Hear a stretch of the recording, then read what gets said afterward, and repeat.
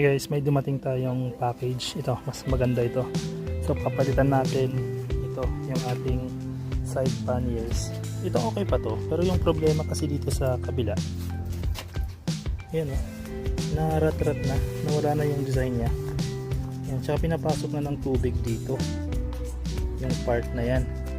And compare natin, in a way, mas malaki siya. Dalawa siya pair magkabilaan. Ito, kung nasa left yung kanyang pagkabitan, malamang dito yan sa right side. Tapos itong isa, nasa right side yung pagkabitan niya, so malamang dito siya sa left side. Ganyan.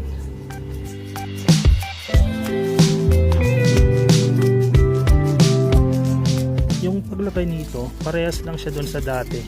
Strap on lang talaga siya. And nailagay na natin, mahaba yung kanyang strap.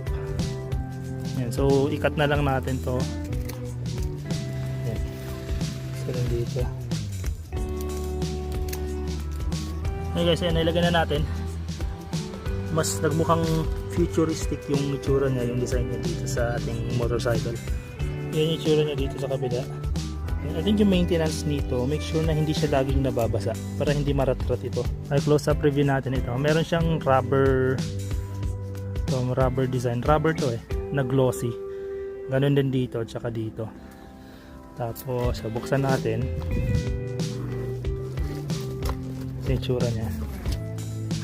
Okay, so sa loob may nakalagay na palaman. So sa loob parehas din parang yung dati. Meron siyang lalagyan dito.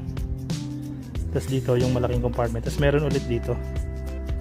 Ayan. So ayos. Ayan. So panibagong upgrade sa ating ride.